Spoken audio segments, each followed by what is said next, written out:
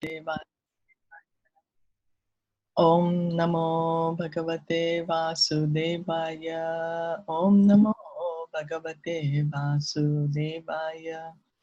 Narayanam Namaskritya Naram Chaiva Narottamam Devim Saraswatim Vyasam Tato Jayam Udirayet. Nashta Prayeshu Abhadreshu Nityam Bhagavata Seva Bhagavate Uttama Shloke Bhaktir Bhavati Neshtike. Om Jnana Timirandasya Gyananjana Shalakaya Chakshurun Militam Yena Tasmai Shri Guruve Namaha. Sri Chaitanya Manobhistam Sthapitam Yena Bhutale Swayam Rupa Kadamayam Dadati Swapadantikam Vandeham Shri Guru Shri Yuta Padakamalam Shri Gurun Vaishnavamscha Shri Rupam Sagarajatam Sahagana Raghunathanvitam Tam Sajivam Sadvaitam Savadutam Parijana Sahitam Krishna Chaitanya Devam Shri Radha Krishna Padan Sahagana Lalita Shri Vishakhanvitamscha. He Krishna Karuna Sindhu Dinabandhu Jagatpate Gopesha Gopika Kanta Radha Kanta Namostate Tapta Kanchana Gaurangi Radhe Vrindavaneshwari Vrishabhanu Sute Devi Pranamami Hari Priye Nama Om Vishnu Padaya Krishna Prishtaya Bhutale Srimate Bhaktivedanta Swamin Iti Namine Namaste Saraswati Deve Gauravani Pracharine Nirviseshasha Shunyavadi Paschatya Deshatarine Vanchakalpa Tarubhyascha Kripa Sindhu Vaevacha Patitanam Pavanebhyo Vaishnavebhyo Namo Namaha. Jai Sri Krishna Chaitanya Prabhu Nityananda Shri Advaita Gadadhara Shri Vasadi Gaura Bhakta Vrinda. Hare Krishna Krishna Krishna Hare Hare Hare Rama Rama Rama Hare Hare. So we are reading from Srimad Bhagavatam, we are on Canto 2, text chapter 10, and on text 36. Yeah, 36. So Vachya Vachakataya Bhagavan Brahma Rupa Dhrik Nama Rupa Kriya Dhate Sakar Ma Karmakaha Paraha. Translation and purport by His Divine Grace, A.C. Bhaktivedanta Swami Srila Prabhupada. He, the personality of Godhead, manifests himself in a transcendental form, being the subject of his transcendental name, quality, pastimes, entourage, and transcendental variegatedness. Although he is unaffected by all such activities, he appears to be so engaged. Whenever there is a need of material creation, the transcendental personality of Godhead accepts forms in the material world for creation, maintenance, and destruction.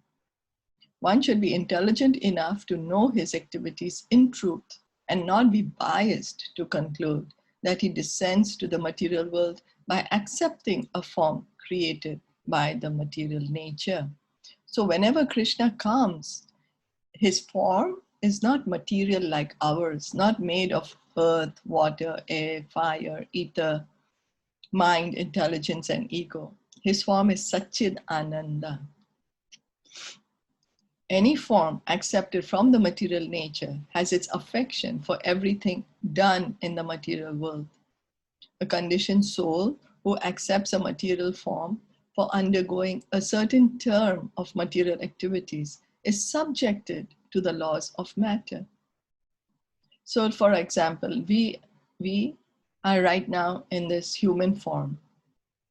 And so we do activities which are suitable for human beings. And so this form, this body that we have, that is under the laws of matter, under the laws of the material energy. And we might say, oh, how can be, how can be? Similar, as we are in this, living in this country, we are in Taiwan. So we are subject to the laws of Taiwan. We have to follow the laws. If we don't follow the laws, then we will be penalized or punished. So same, when we accept this material body, we have to follow the laws of nature. But here in this verse, it is clearly stated that although the forms and activities of the Lord appear to be the same as those of a conditioned soul, they are supernatural and impossible for the conditioned soul. So because Krishna, when he comes to the material world, he has this human-like form. So that's why we think, oh, he's like us and his form is like us. But we can see from his activities how he appeared. He appeared as Narayan in front of Mother. You know, he was fully clothed and he was having all the ornaments. Do we take birth like that? Have we seen a newborn baby? How is a newborn baby born? All covered in all those different liquids, and you know, it's not a very pretty sight. But here Narayan appeared very beautiful, effulgent, opulent.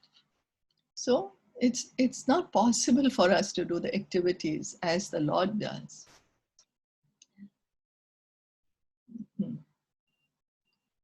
For the conditioned soul, he, the Supreme Personality of Godhead, is always unaffected by such activities. And he's not even affected by anything because he's self-satisfied. He's fully independent.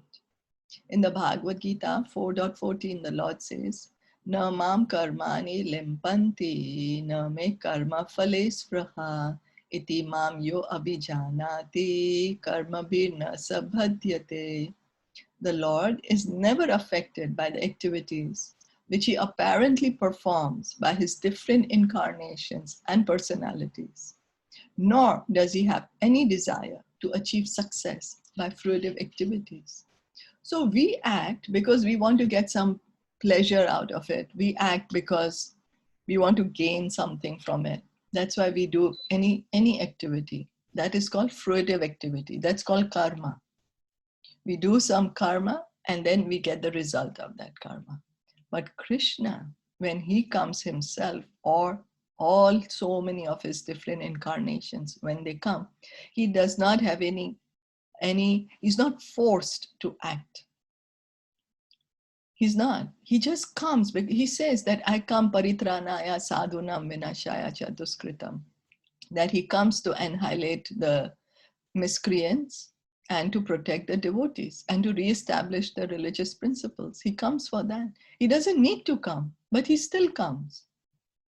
Then he comes to give pleasure to his devotees because his devotees want to associate with him. His devotees want to have loving pastimes with him. So he comes. Then he comes to attract our hearts so that we can understand that, oh, this is not my real home. My real home is with Krishna in Goloka Vrindavan. So he comes to attract our hearts. He doesn't need to do any of these things, but he still does it.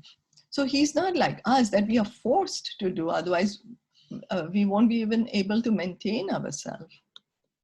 You know, if we even stop breathing, we are going to lose our life. If we say, I'm not going to eat, how long can we go on? We are forced to do. The Lord is full by his different potencies of wealth, strength, fame, beauty, knowledge, and renunciation. And thus, he has no reason for physical exertion like the conditioned soul. He has everything. He has all these energies, you know. And just by his willing, by his being, he has all the knowledge. It's not that he has to study the Vedas. He has to study the Bhagavatam like we are doing. No, he has it. It's not that he has to do facial or he has to color his hair to look beautiful or go to the gym. No, he's naturally beautiful. That's how he is. You know, it's not that he goes to the gym and lifts or does all the weightlifting and the training to get the strength. No, he has it all.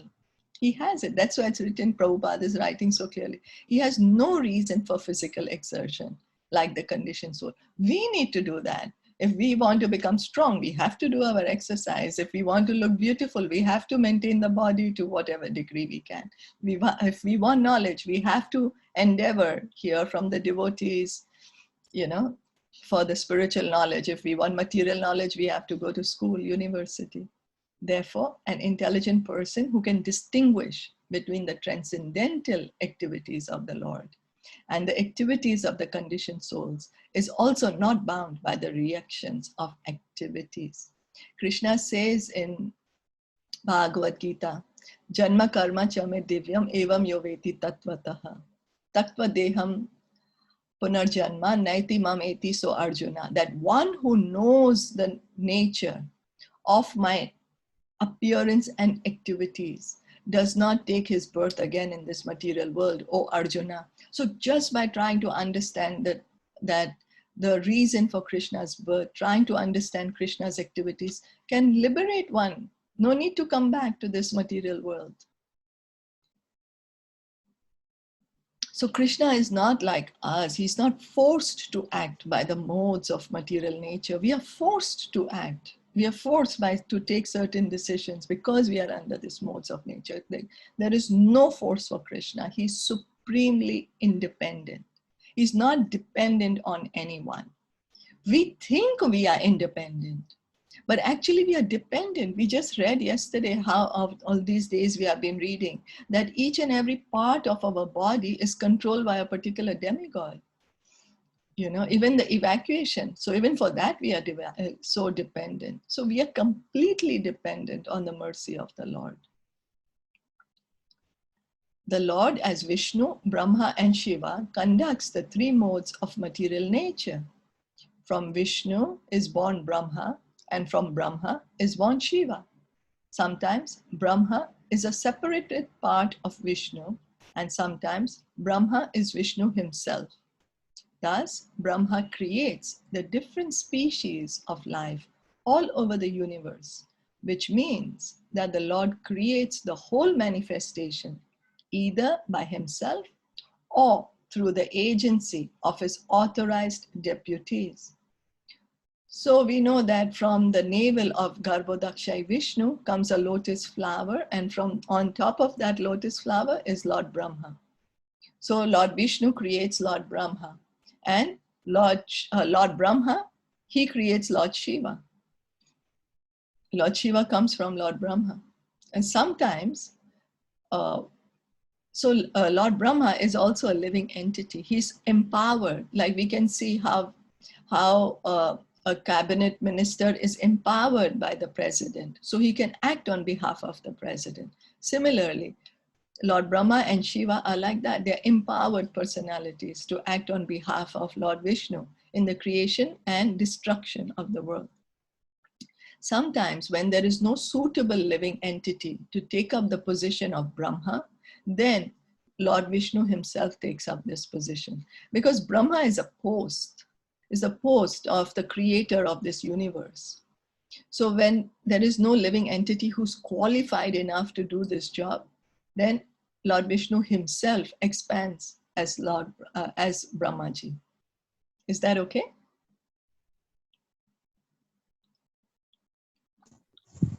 Yes. Yes, that makes sense.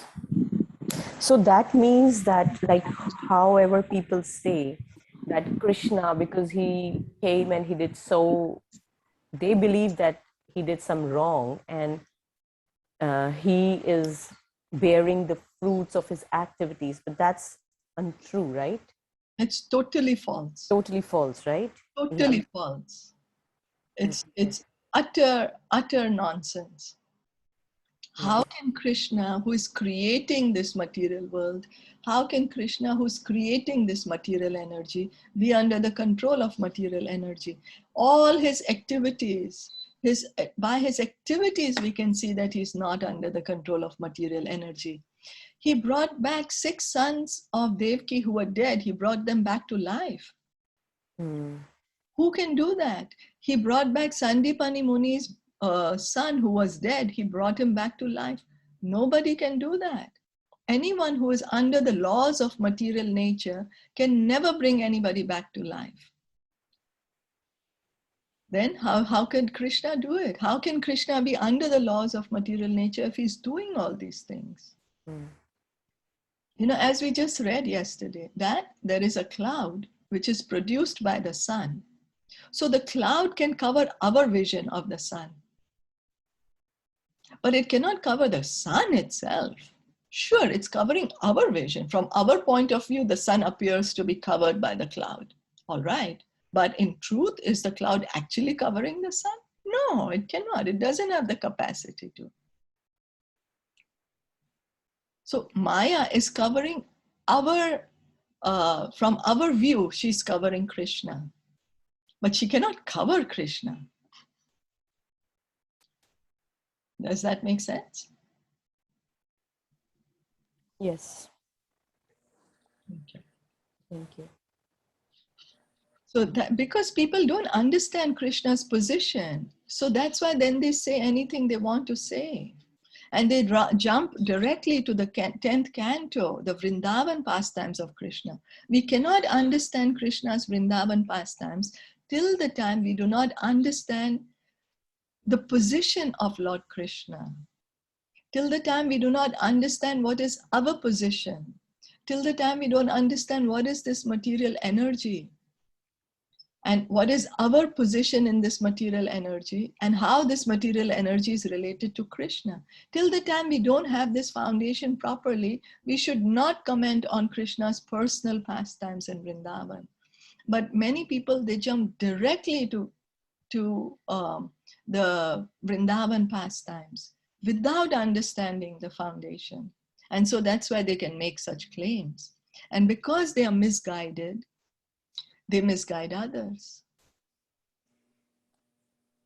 Yesterday, Amrendra Prabhu said the same thing, what you're saying, that before Srila Prabhupada translated Bhagavad Gita as it is, there were 50 other Bhagavad Gitas, but there was nobody who, like, you know, the devotees, today what you see the devotees, there was nothing like that. People were just reading and they were commenting and there were 50 of them, but there was no effect on society. Society was doing whatever they wanted to do. They were living however they wanted to live. But as soon as Prabhupada's Bhagavad Gita as it is got translated and it got printed, it created fire.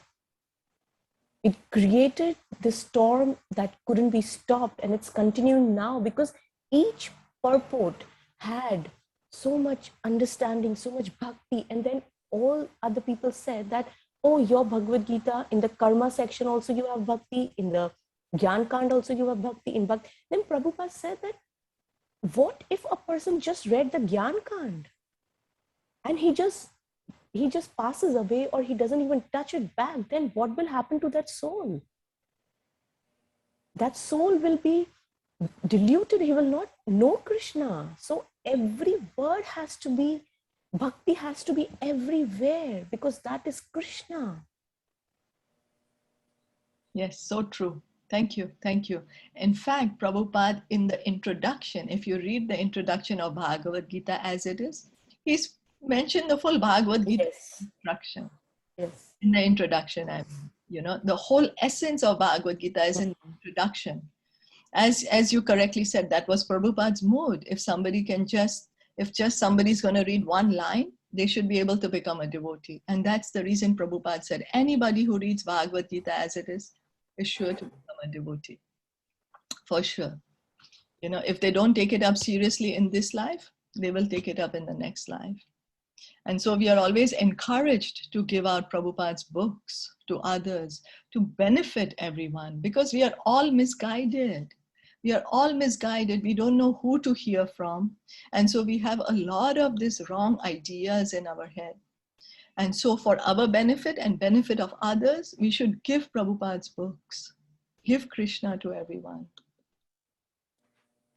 That's the true compassion. So reading on, text 37. Prajapatin manundevan rishin pitra ganan prithak siddhacharana gandharvan vidya dharashura guyakan kinkarapsara apsaraso nagan sarpan kim purushan naran matra raksha pishams cha preta bhuta vinayakan shuman do madavetalan yatu dhanan grahan api khagan mrigan pashun vrikshan girin nripa sarishripan द्विविधाश् चतुर्विधा ये अन्ये जला स्थला नभोक्षकः नभोकशः कुशला कुशला मिश्रः कर्माणं गतयस्व इमः. O king, know from me that all living entities are created by the Supreme Lord according to their past deeds. This includes Brahma and his sons like Daksha, the periodical heads like Vaivasta Manu, the demigods like Indra, Chandra, and Varuna, the great sages like Bhrigu, Vyas, and Vasishtha, the inhabitants of Pitraloka and Siddhaloka, the Charanas, Gandharvas, Vidyadharas, Asuras, Yakshas, Kinnaras, and angels, the serpentines, the monkey-shaped Kimpurushas, the human beings, the inhabitants of Matraloka, the demons, Pishachas, ghosts, spirits, lunatics, and evil spirits, the good and evil stars, the goblins, the animals in the forest, the birds, the household animals, the reptiles, the mountains, the moving and standing living entities, the living entities born from embryos, from eggs, from perspiration, and from seeds, and all others, whether they be in the water, land, or sky, in happiness, in distress, or in mixed happiness and distress. All of them, according to their past deeds, are created by the Supreme Lord.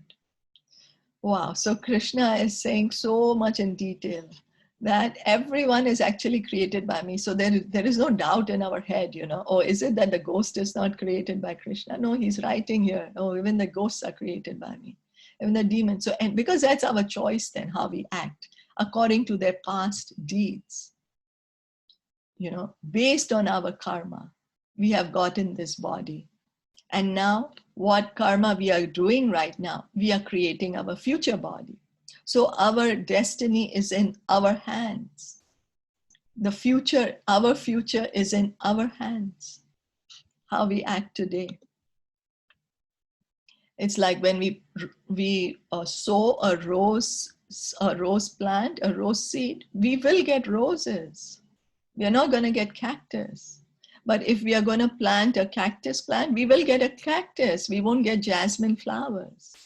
Then when we sow a cactus and suddenly the cactus plant comes and we're like, I was expecting a jasmine tree there. But what did you put inside? That we have to see what we are doing. So our activities are important. That's why Lord Chaitanya said, wherever you are, whatever position you are in, just chant the Hare Krishna mantra. Just chant, and that will save us. We chant and encourage others to chant. The varieties of living entities are mentioned in this list, and with no exception, from the topmost planet down to the lowest planet of the universe, all of them, in different species of life, are created by the Almighty Father, Vishnu. Therefore, no one is independent of the Supreme Personality of Godhead. So when we think we are independent, when I think I'm independent of God, that is just my mental speculation. That's not a fact, because I am dependent on Krishna, whether I believe it or no, whether I accept it or no. That is my mental state. But the truth is that I am dependent on Krishna. In the Bhagavad Gita 14.4, the Lord therefore claims all living entities as his offspring in the following verse. Sarva yonishu kaunteya murtaya sambhavanti yaha tasam brahma mahad yonir aham bija pradhapita. He's saying aham bija pradhapita, that he is the seed-giving father. The material nature is compared to the mother. Although every living being is seen to come out of the mother's body, it is still a fact that the mother is not the ultimate cause of such a birth. The father is the ultimate cause of birth. Without the father's seed, no mother can give birth to a child. Therefore, the living beings in different varieties of forms and positions within the innumerable universes are all born of the seeds of the Almighty Father, the personality of Godhead.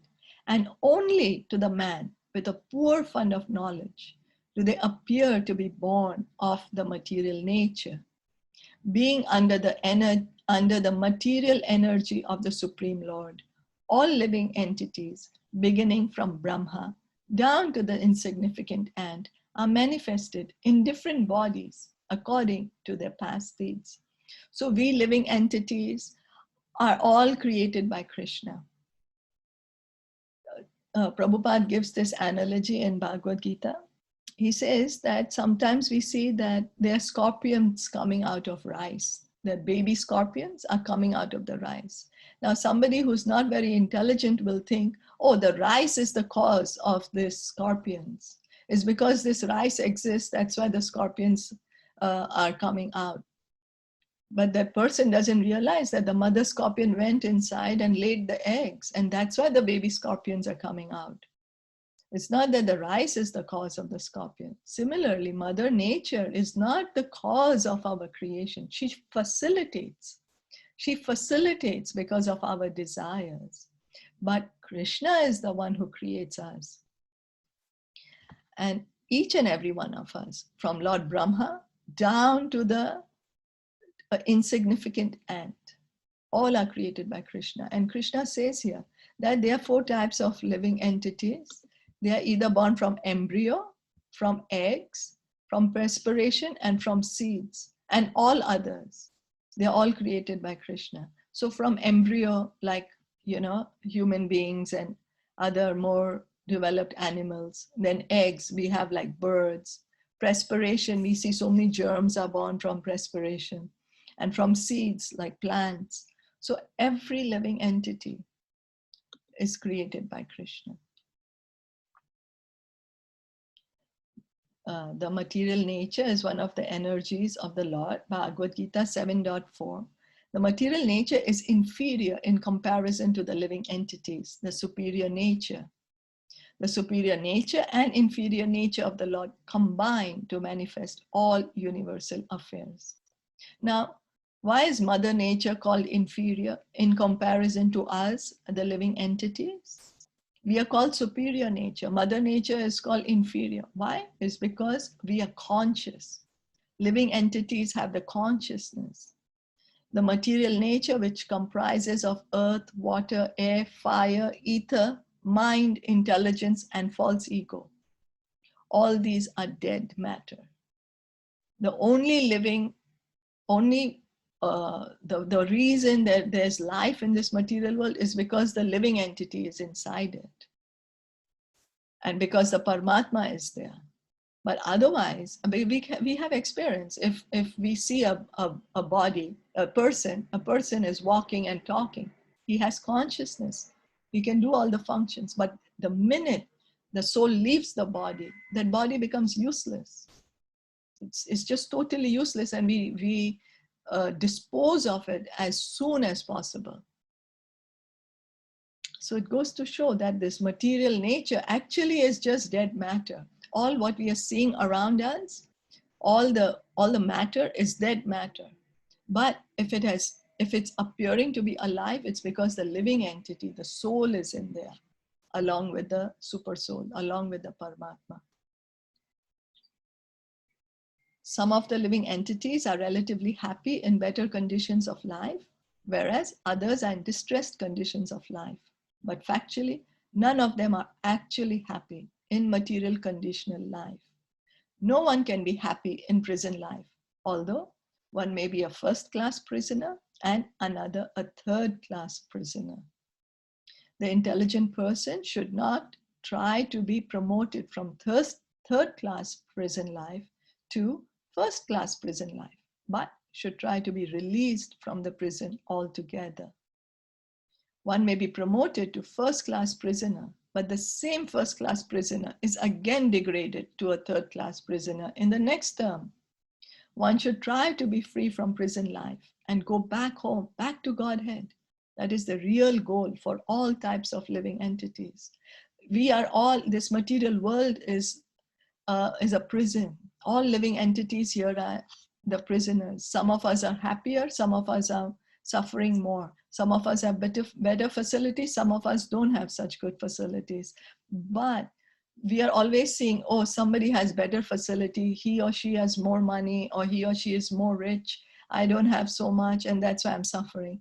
Or we say, oh, maybe if I was more beautiful, like that person, I would not suffer, I would be happier. Or if I was maybe I didn't have this disease, that person doesn't have the disease, I would be happier. Or if I had I had more university degree, I would be happier. That person is so highly educated, so that person is happier than me. Each of us is thinking that. No one is truly happy in this material world. We cannot be truly happy in this material world. Why? Because this material world is made of dead matter. And dead matter cannot make us, the soul, happy. Only being in connection to Krishna can make us happy. That's all. Nothing else in this material world can make us happy. Sure, we can get some temporary enjoyment, but that is not happiness. Happiness is only when we connect ourselves to Krishna. Is that okay?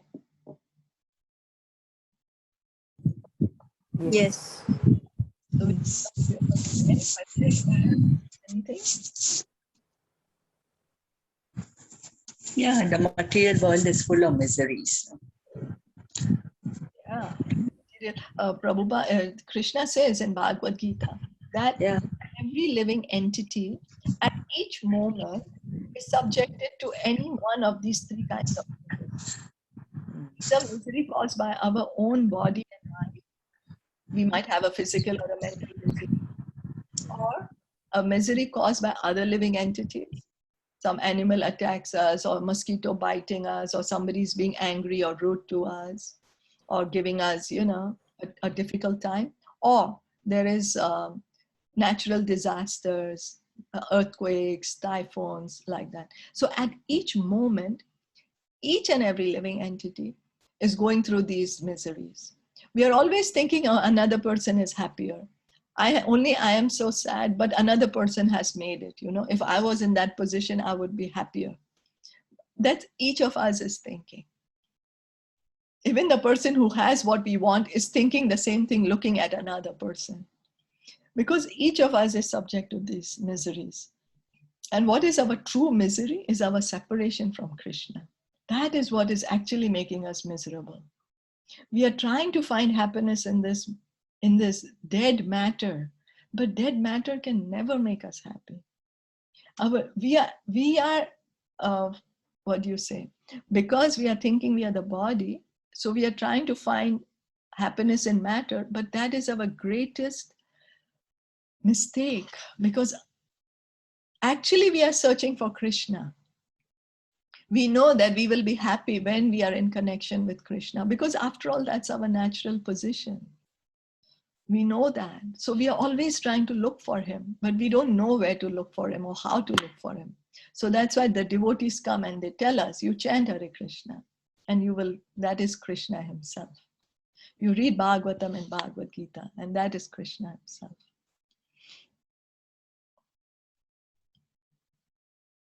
So let's stop here for today. Thank you so much, everyone, for joining in this morning. Thank you. Have a great day. Thank you. Hare Krishna. Hare Krishna. Krishna. Gaura Premanande. Hari Hari Bol.